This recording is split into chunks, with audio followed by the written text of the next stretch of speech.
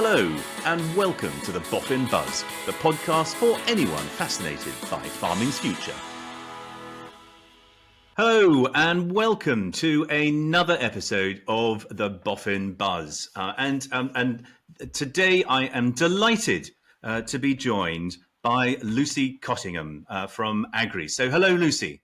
Hi, Tom. How are you? Very well indeed, thank you. Well, it's dried up at last. Anyway, drilling is at last getting underway. Things are beginning to dry up. We can actually see the crops. They're appearing from under the enormous amount of water that seems to have filled our fields. And things like you can actually go crop walking at last without getting stuck in the mud, which I should think is it's good in your line of work. I should say, Lucy, of course, you're an agronomist for Agri. Would you like to just give us a brief background to who you are? Yep. So my name's Lucy Cottingham. I work in the R&D department at Agri. So my title is Digital Agronomy Development Manager. So I work on a number of key projects within the Research and Development department. So manage some trials within those projects. So it's a really evolving and interesting projects. Well, the projects I'm involved with are really interesting to be involved with. So. Yeah, no, absolutely. And we're going to talk about those in a bit. But first of all, what I'd like to ask you, Lucy, is if there were three key, we ask all of our guests this, by the way, so don't be too spooked by this. If there were three key things that in your view are important to address on the farm at the moment, what do you think they would be? So I think the first thing is the use of pulses and legumes within cropping rotations. Really important because pulses and legumes are a really topical area at the moment for farmers to consider within their rotations, mainly because we're trying to move towards net zero within the industry. Yeah. So it's about incorporating them in and looking at the benefits of growing these crops within rotations. The second thing to mention that we'll talk about is technology and digital applications to enhance agronomic decisions. Yeah, absolutely. I think technology and digital is growing rapidly in our industry, and if we can utilise different resources to help us manage crops better, then that can only be a plus for us. And the last thing that I'd really like to talk about is women in agriculture and how I think women are becoming more prominent in the industry and the different routes they could go down in terms of career progression and where they might see themselves in the industry. No, absolutely. No, that's a really good choice, and I have to say, a lot of those are very close to my. Well, obviously, I'm not a woman in agriculture, but certainly when it comes to pulses and digital agronomy, definitely things that I'm really looking forward to having a chat about those. But first of all, I just want to find out a bit more about yourself. How do you actually got into agriculture and why you decided that this was the right path for you. So whenabouts did you sort of make that decision?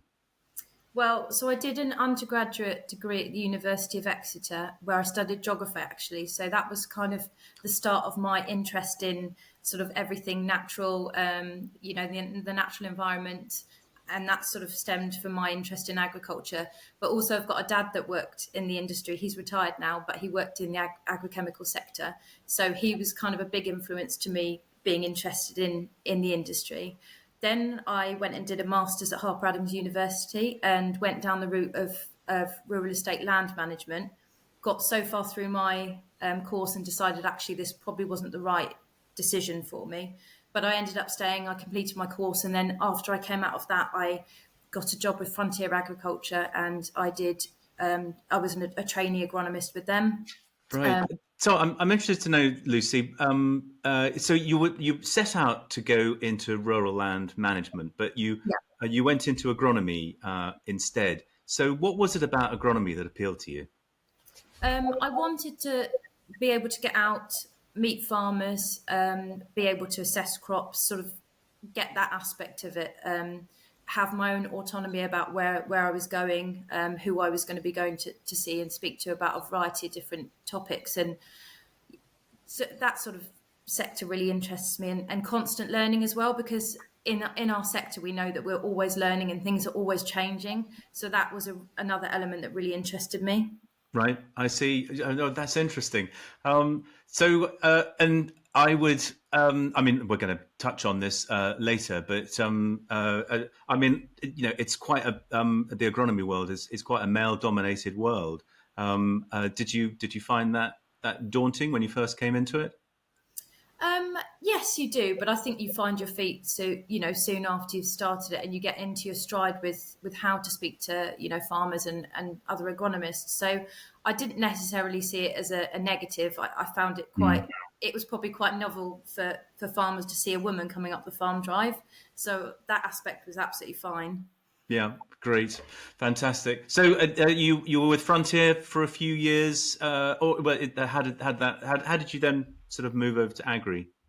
Yeah, so I was with Frontier for 6 years, Right, developing a customer base, and then I went to Basis for a year in a marketing and technical role, and then I moved into Agri. So I've been with Agri coming up to 5 years in June, right. and I've been in the research and development department for that whole time. So looking at a number of different projects. Right. And was it the research element that drew you, do you think, in particular? Yeah, so the agronomy role was great, but I just decided that I wanted to come out of the sales type role and get Yeah. into a more sort of technical and research driven role. That's where my interests lie, sort of putting, the trials side. And I've had experience in trials and working in trials when I was at university, just on summer leave. I just went and helped out with various, harvesting of trial plots and things.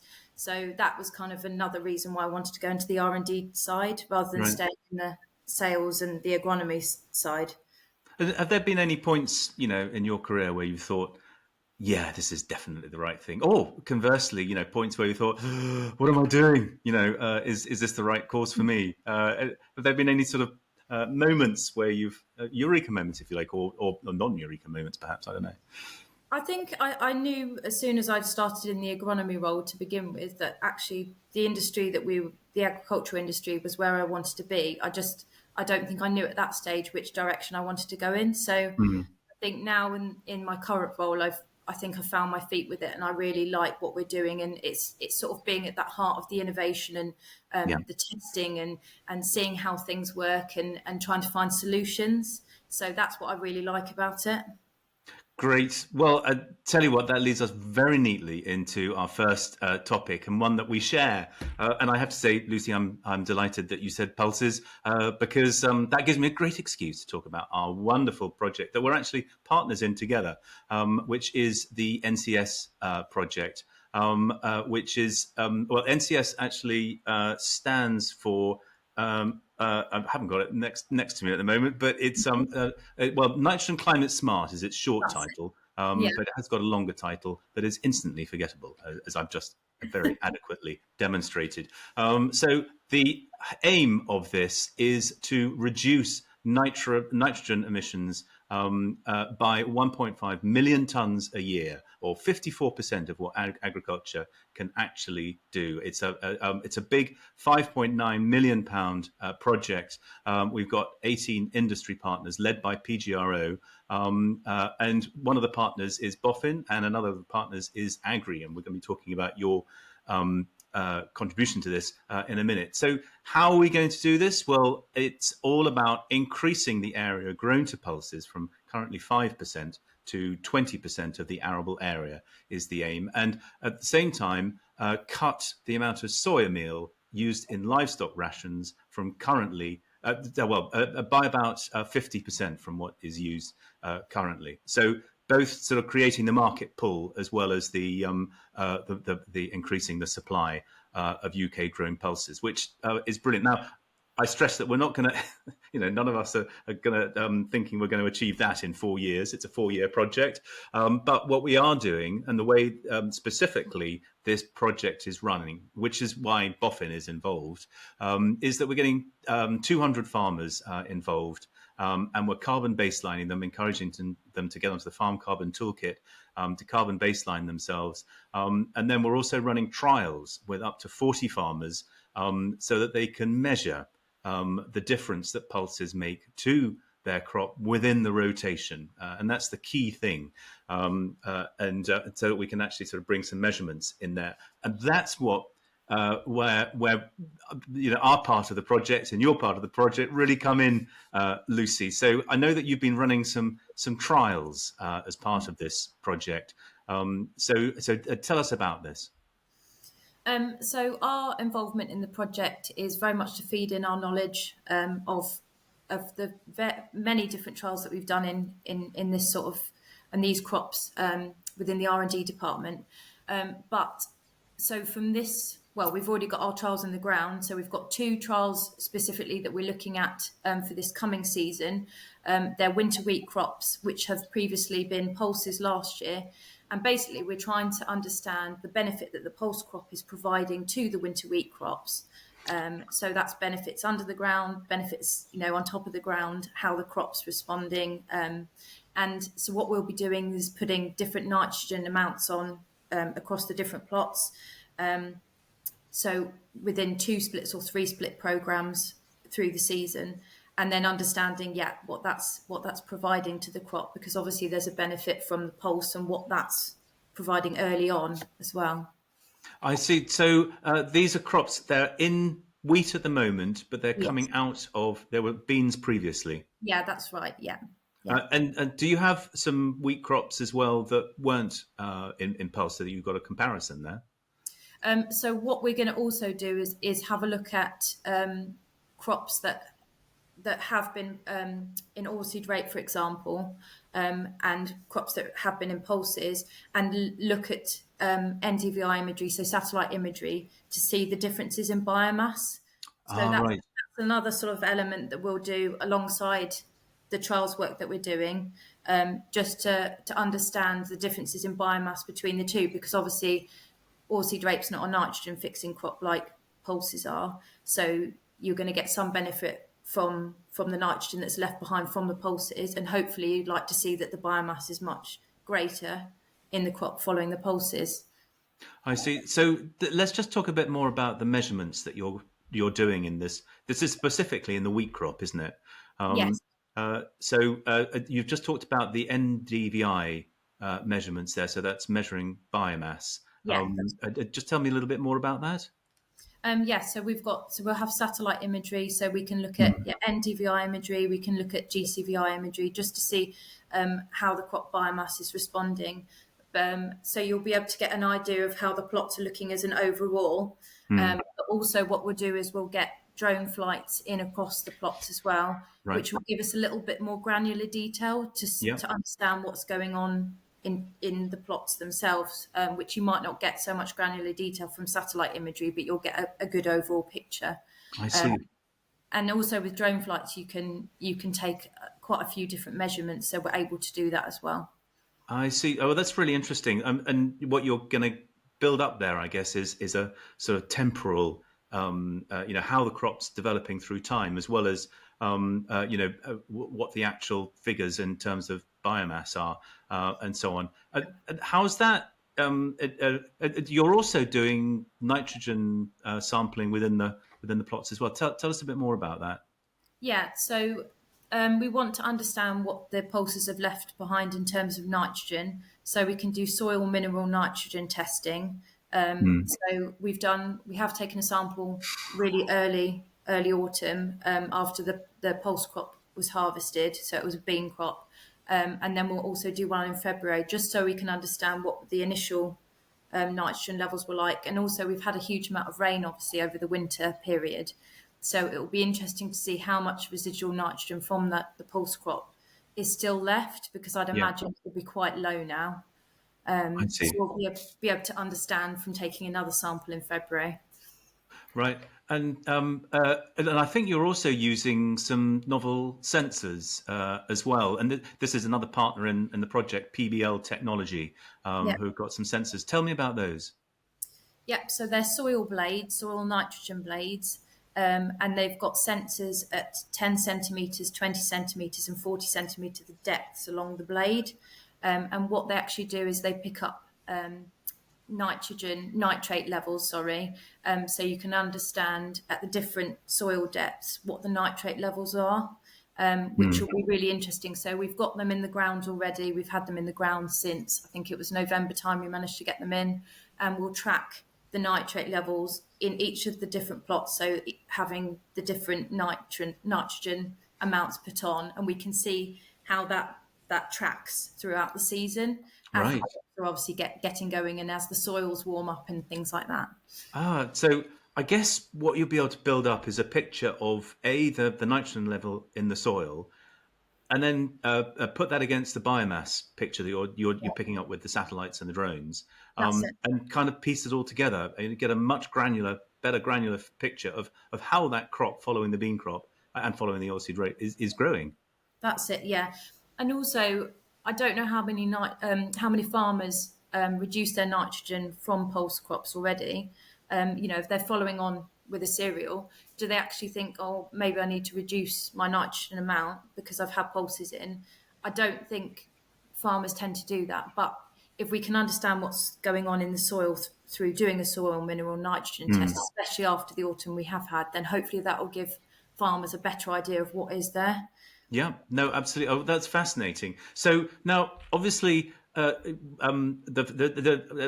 just tell you, we are currently recruiting for Pulse Pioneers to be part of this project. So our Pulse Pioneers will be carrying out on-farm trials, and what we're looking to do in this first year is set up what we're calling the rotational platform.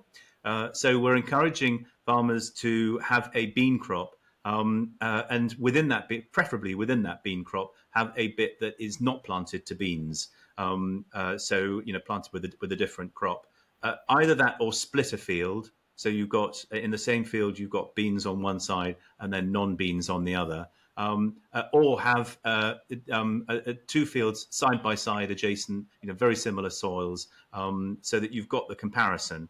You've got the beans and the non-beans, and then farmers. We're also encouraging farmers to do different things within their bean crop. For example, in the nitrogen trial, in the wheat trials that you're doing, you're varying nitrogen rates, for example. Obviously, you wouldn't be putting nitrogen on bean crops, but I know there's one farmer, for example, who's already signed up as a Pulse Pioneer, who's looking at oversowing his bean crop with clover. When I say oversowing, he's going to fly over it with a drone, plant clover in it. Half the field will be clover, half not clover. No, sorry. Within that, he's going to have two tram lines that are not clover. And then he's also, within that same field, he's going to have two tram lines that are spring oats rather than spring beans. So he's got a nice comparison there of four basically different trials within one field that he's managed to quite easily incorporate into his field. With our Pulse Pioneers, we're going to be asking them to join the yen, so that they're going to be monitoring their crops throughout the season, doing all the monitoring that you do as part of the yen, and then you'll get the yen report at the end as well. And there's also they're required to do a soil mineral nitrogen test. One thing we can't do is give everyone nitrogen blades, obviously, so we can't sample their soils to such a granular extent. But what I think we're hoping to do here, Lucy, and this is what I wanted to talk to you about, is whether we can tie together what our farmers are doing within their trials with what you're doing in your trial. What do you think? Yeah, I think there are some things that can both tie together in terms of things like tissue testing. Yeah, Farmers can easily take a tissue test or take several tissue tests throughout the season just to give us an idea of what's going on in terms of nutrient levels. So there's that tracking. As you mentioned, the soil mineral nitrogen test, that's something that's easy enough to do. If farmers have got access to satellite imagery, like with the farmer that's doing the other trial, that would be a nice visual to see what's going on from that satellite imagery, especially if he's got different strips in his field with different cropping. That would be great to have a look at that. These are just some small things they can do if farmers have got access to a nitrogen tester, a Yara nitrogen tester. yeah, They could potentially do some readings of that and just see what the nitrogen levels are reading like in their crops as well through the season. So hopefully not too onerous, because I know that once farmers get busy, it can yeah. be a bit more tricky for them to collect data. So hopefully these should be easy, simple wins for them. No, well, that's very much what we're about with the trials. That we're trying to make it as easy as possible to do the monitoring. And as I say, that we're asking all of our farmers to join the yen. And there's quite a nice sort of procedure within yen. Where there are set times where you monitor your crop and take samples and so on and send them in. But it's not onerous. It doesn't take very much time to do that, but it gives you quite a lot of data about it. And I guess one of the other things I should say about the rotational platform is that obviously we're starting it this year, but we're then going to be asking our farmers to monitor those crops in subsequent years so we can see the effect of the bean crop on subsequent crops. And I guess that's really where the data that you're picking up this year is going to come in useful for them, because they'll be able to translate, from your measurements that you're doing, both of the nitrate in the soil and of the biomass and of the different routines that you're doing with nitrogen. The farmers in our trials can correlate that with what they're doing in their fields and get a really good idea of how best to manage it. Yeah, that's it. And yeah, so we will try and keep our trials on the same fields in the same places as well. So Mm. yeah, you've almost got like a 2 year look see at those particular areas to see how that pulse crop has benefited the two crops afterwards, whether that's two cereals. It probably is going to likely be two cereals following a pulse crop. Yeah. Yes. Now, we could go on all day talking about pulses, but I'm conscious that we've got a lot of other things that we want to talk about. And your second topic, I think, was to do with digital agronomy. And That's I'm it. really pleased you brought this up, because this is one of my key areas of interest. And I know that a lot of BOFIN farmers are very interested in as well. All the nice new tech gadgets and so on and so forth. So, I mean, I imagine in your job, you get to see some of the new stuff that's coming along, and perhaps even you might be a little bit of a gatekeeper or whatever. But you mentioned the digital technology farms, Yeah. which is part of what you're doing at Agri there. Can you tell me a little bit more about that? Yep. So we launched the project last autumn, and basically it's about using technology and digital applications to help to make decisions, agronomic decisions on a variety of crops. So what we're trying to do is basically have a look at a standard approach to how you would manage a crop versus technology driven.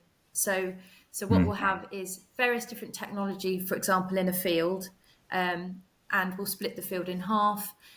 One side will be farmed typically as it normally would. The other side will be using real-time data that we'll get from different technologies within the field, and the data that you get back from that will be able to help you make a decision. So, for example, with like the nitrate sensors that we mentioned about, if you've got a reading on that's telling you you've got a certain amount of nitrogen in the soil already, you might slightly change how you apply your applications, or you might increase or decrease your application of nitrogen in your first split, for example, depending on what that information is telling you. So it's all about how to utilize that real-time data to benefit you with how you're managing your crop going forward.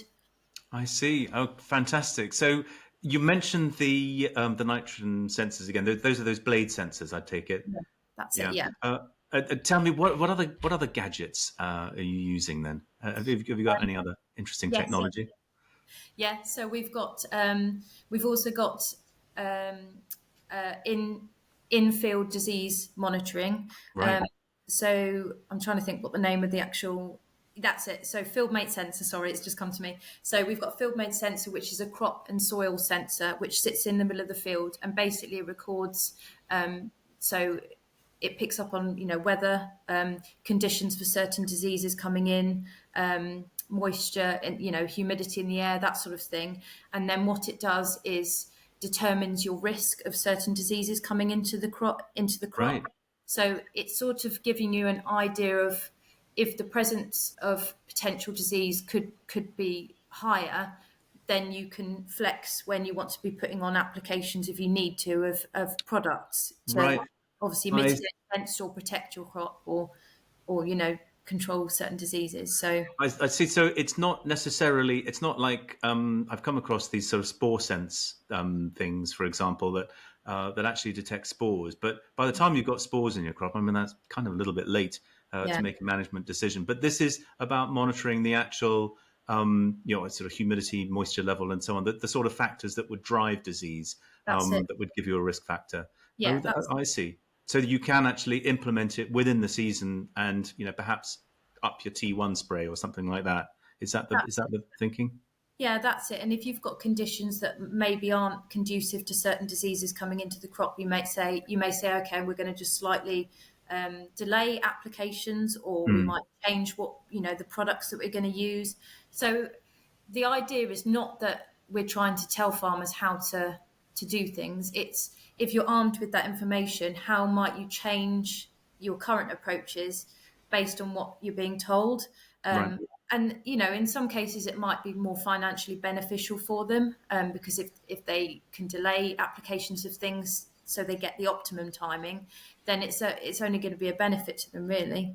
Yeah, no, absolutely. So, have you got any findings from these trials? Any sort of startling revelations? I mean, because one of the things, so I've written about these sorts of gadgets for years, and I Mhm. often wonder whether I'm sure a lot of people buy them and use them and so on, but I'm often skeptical as to whether we're actually getting the best benefit from this technology. Whether a lot of it is just sort of people buying toys for the point of it. Are they are some of these new technologies that you're using? Have you seen actual real benefits from using them in your trials?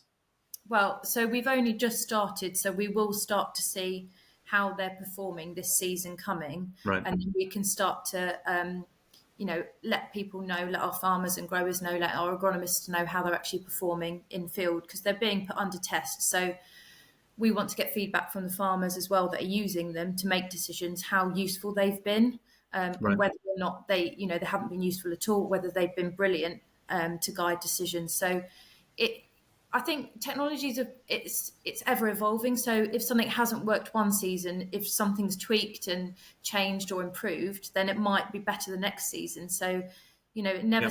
never seems to stand still as such. And you're working with farmers as well. So these are agri customers that you're working with. So in terms of actually who's doing the trials and the monitoring and so on, is that yourselves, or are the farmers actually involved in the trials themselves?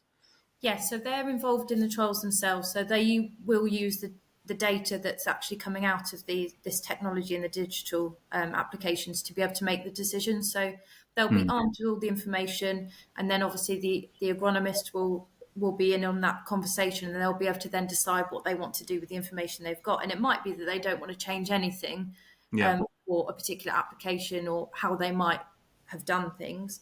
Or it might be they want to change something, delay something. It's very much up to them. It's their interpretation. So we're not there to tell them how to use it. We're about understanding what that's providing and how it's benefiting them. Yeah, no, I see. No, well, that's great. Well, that's very much meets what we're trying to do with BOFIN, which is support those farmers who are involved in on farm trials.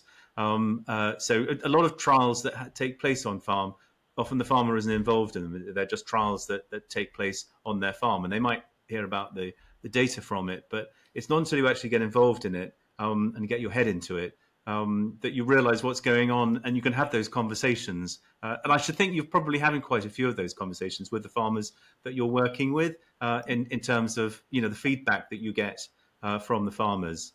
Is that right? That's it. And they've got different degrees to which they're using technology already. Yeah. And I think, as time goes on, people will be more comfortable with using different technologies. Apps for disease and pest monitoring and things like that. Some of those have been around for a few years now, and farmers are using them. Drones, for example, a lot more Mm. farmers are buying drones to be able to see what's going on in their crop, because you get a different perspective rather than when you're standing in a field. You don't really know where the areas of your field that you need to go and take a better look at. Yes.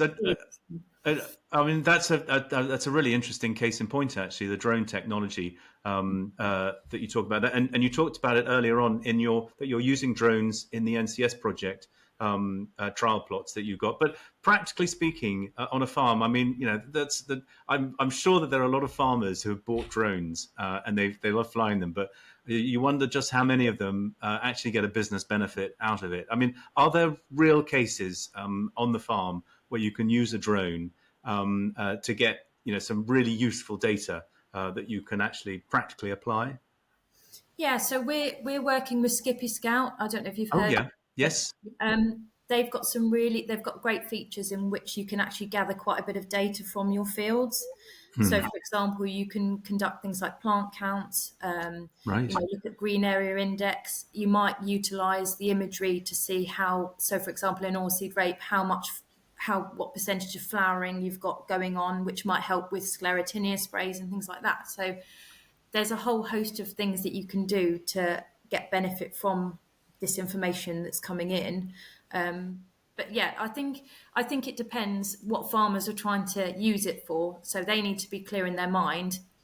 Do I just want to get an overall view of how my field's looking from above, or am I going to use it, for example, with something like Skippy Scout, which you can buy as an add-on Yeah. to work with your drone technology? So yeah, Yeah, it's I mean, I guess for me, it would be a case of you can overfly your field and you can get some pretty pictures and so on. But how do you then transfer those pictures into meaningful data that you can then, for example, put into a variable rate spray program or something like that, or that would actually inform when you spray or whatever. How do you turn the imagery into data? Are there software packages that do that now?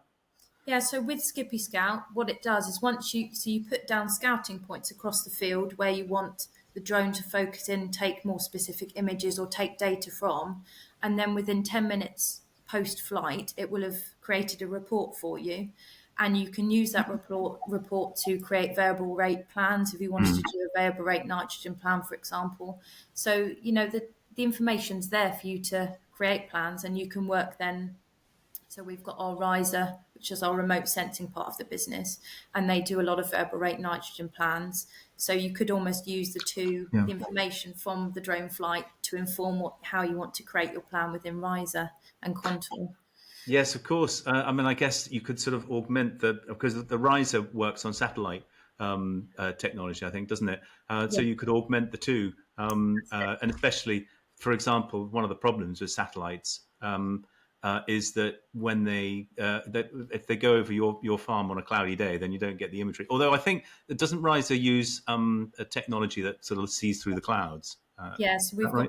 got clear sky now, which is supposed to be cloud. Yeah, so it's not affected by clouds, so Yeah. you still get good imagery on cloudy days. Yeah.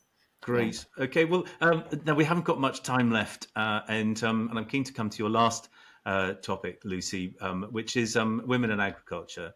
I won't ask why you chose that topic. But could you just sort of tell me a little bit about um, uh, you know uh, well, I don't know whether you've struggled as a woman in agriculture or whether you've actually found it much easier than you thought it was going to be. But tell me about your experiences.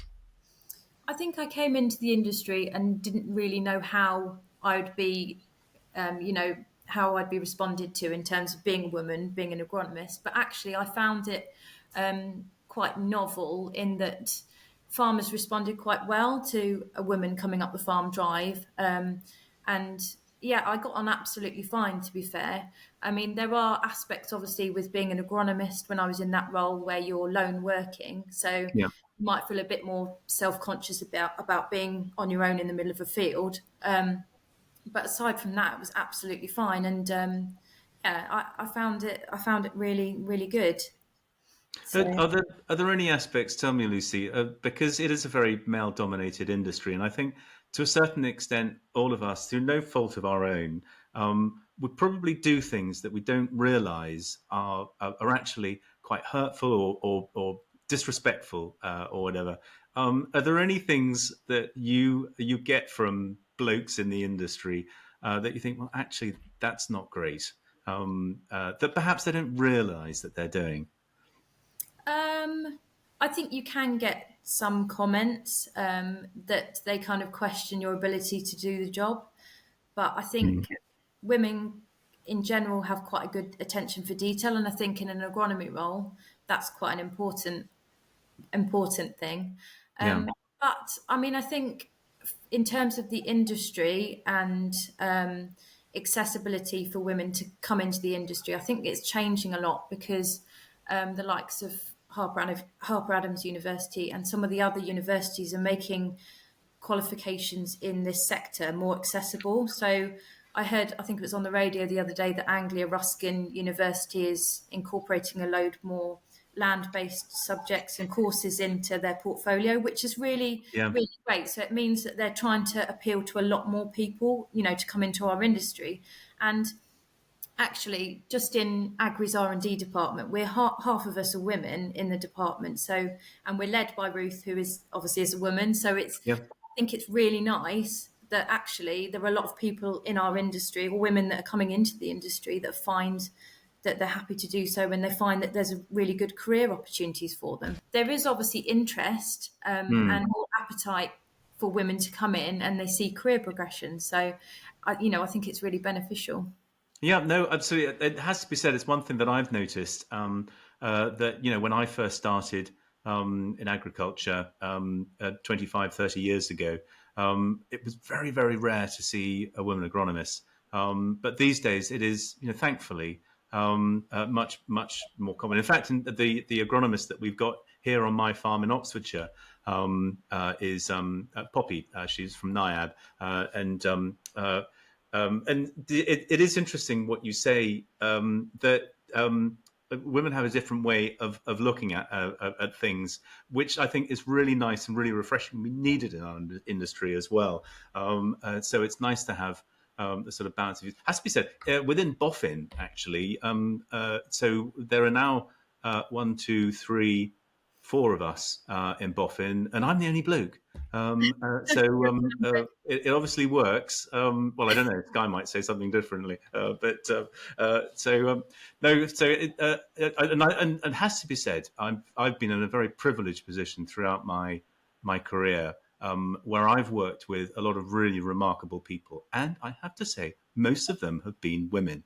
I don't know whether that says something about us men, but there we go. Are there any aspects of that you've come across within your career?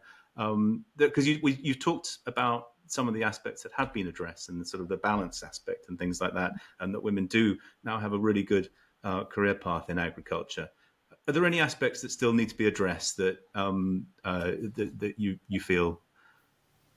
Um, no, I think because there is a greater presence of women in the industry, I think males just are more accepting, and that women want to do these jobs. So, I mean, obviously, it can be a bit more tricky if you are in a male-dominated industry to sort of make your mark. But I think there's a benefit to being a woman, and like I said, it's a bit of a novelty sometimes to go down a farm drive. But then you look at other career prospects like vets and things that are encountering farmers, and there are quite a few vets. I've got a cousin that's a female vet, so it does happen, doesn't it? So, but yeah, and I think possibly at one stage farmers might have been a bit more averse to having a woman coming up and saying, "Oh, can I come and do some field walking for you?"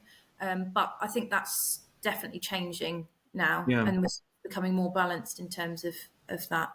No, well, I mean, it's interesting, especially in our world, in the arable world. I'd suggest that there are, certainly when it comes to farmers, it's obviously a very much a dominated, male-dominated world, and that's changing. But I think it's changing faster in the livestock side than it is in the arable side. And I don't know whether that's to do with animals, that there's, I don't know, perhaps women have a greater affinity with animals than perhaps they do with tractors.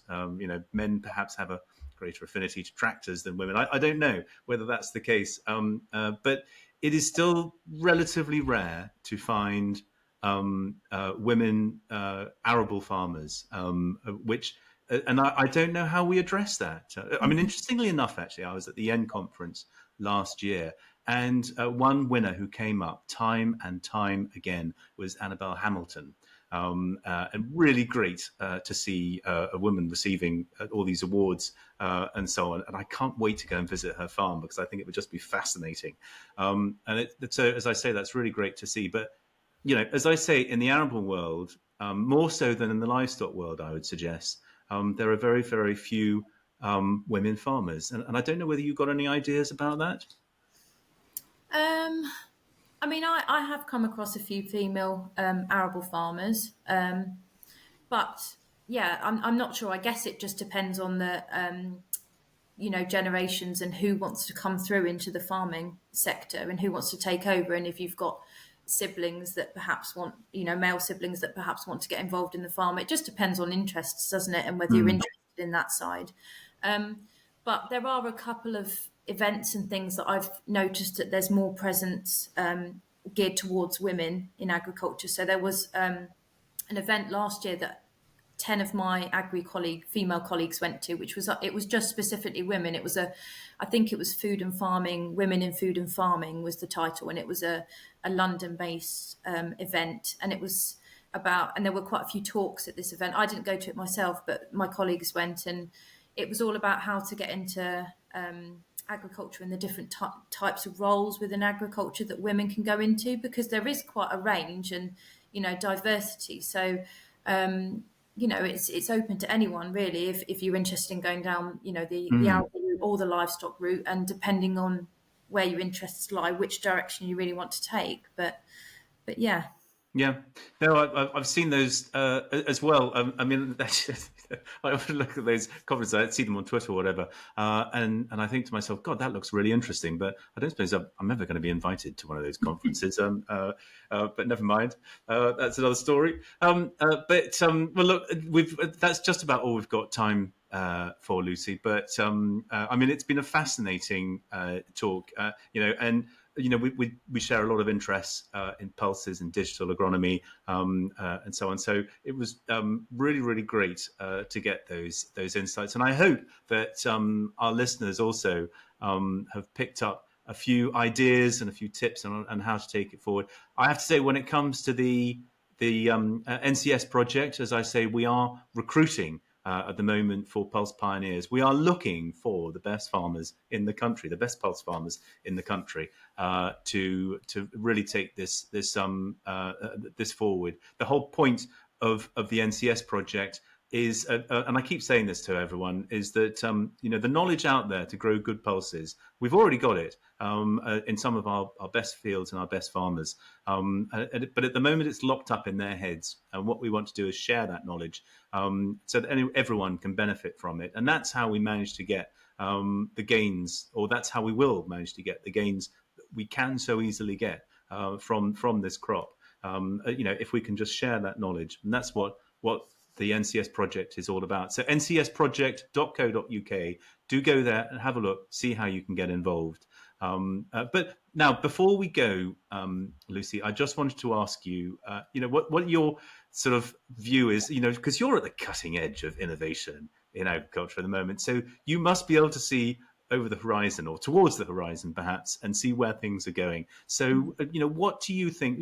What do you think are the biggest changes that we're going to see as we go towards 2030, perhaps? Yeah, well, I think there's going to be obviously a huge drive towards the net zero target, Yeah. because we've got targets within the industry.